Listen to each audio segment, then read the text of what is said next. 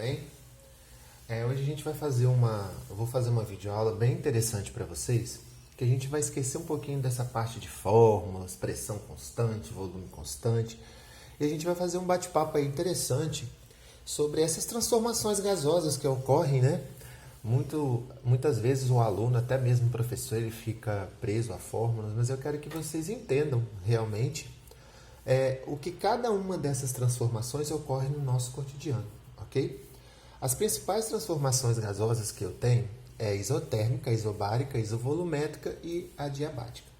A isotérmica, temperatura constante, isobárica, pressão constante, e isovolumétrica, volume constante. Até aí a gente já está passando, fizemos exercícios, eu expliquei, né? O PVT Pavotó, quando você tem uma situação em que você tem um problema, a equação geral do gás é essa, PVT Pavotó, e quando você tem um enunciado em que ele diz algo das constantes aí, das variantes, na verdade, constante, você corta e aplica no problema, beleza? Eu vou estar disponibilizando para vocês, a partir de amanhã, esse vídeo, juntamente com uma atividade que vocês vão ter que cumprir até o dia 18, ok? E nessa atividade eu quero que vocês coloquem quais são as principais características de cada uma dessas transformações, beleza? Eu vou dar um exemplo prático de o que ocorre em cada uma dessas transformações, né?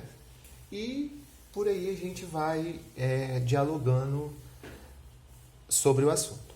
Uma coisa interessante que a gente pode observar é que dessas transformações, a única que eu não falei ainda um pouco, vou falar mais agora, é sobre a diabática, ok? A transformação adiabática, a principal característica dela é que não ocorre transferência de calor entre o gás e o recipiente ou com o meio externo. Como funciona isso daí? Olha só.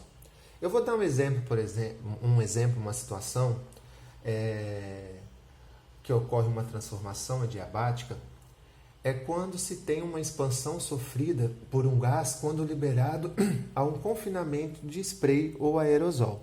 Se você reparar, quando você aperta um aerosol, um desodorante, na verdade é um gás que está contido ali, está comprimido sobre aquele recipiente. O gás que está ali dentro sai com uma velocidade muito grande, beleza?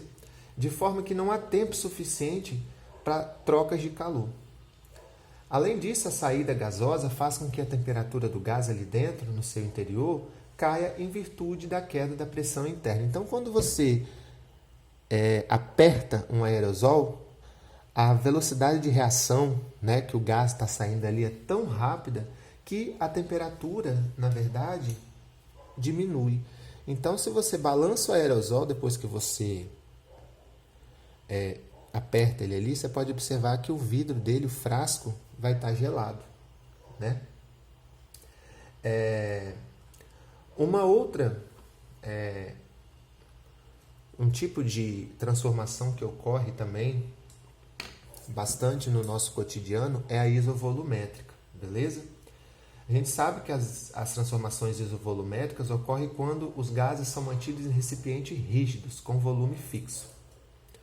Nessa transformação, toda a quantidade de calor fornecida para o gás transforma em energia interna, pois não há expansão para que o gás realize o trabalho. Um exemplo de uma transformação isovolumétrica que acontece no nosso cotidiano é de panela de pressão, né? O que vai ocorrer nessa panela de pressão? As panelas de pressão não têm um êmbolo móvel que permita a variação do gás. Dessa forma, quando aquecida, a parte interna da panela aumenta, a pressão interna da panela aumenta e o volume atinge um valor máximo. Nesse tipo de recipiente, há uma válvula de segurança para garantir que a pressão interna não ultrapasse os limites suportados por ele. Então, olha só, na adiabática eu tenho o aerosol, na isovolumétrica eu tenho a panela de pressão e um outro exemplo que a gente pode falar do nosso cotidiano é na transformação isobárica, né? A gente sabe que na transformação isobárica ocorre sob pressão constante.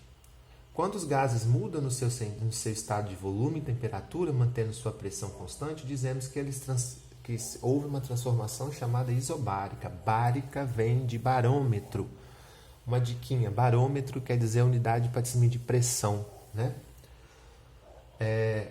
Outro exemplo, um exemplo prático que eu tenho aí, é quando se tem uma bexiga cheia de ar. Quando a temperatura do gás dentro da bexiga aumenta, seu volume também aumenta. Processo semelhante ocorre quando a temperatura do gás dentro da bexiga diminui, que o seu volume diminui. Dessa forma, o fator comum aos dois casos é a pressão externa que se mantém constante. Ok? Então, o que eu quero que vocês observem aí o que eu dei? Ó?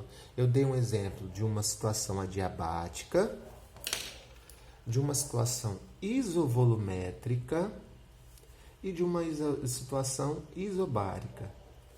Eu vou deixar a isotérmica para vocês fazerem uma pesquisa. Então, novamente eu falo para vocês, qual é a proposta da atividade dessa semana? A proposta é que vocês façam uma pesquisa, observando as principais características de cada uma dessas transformações, e na isotérmica eu quero um exemplo no cotidiano. Beleza? Espero ter ajudado vocês aí e bons estudos.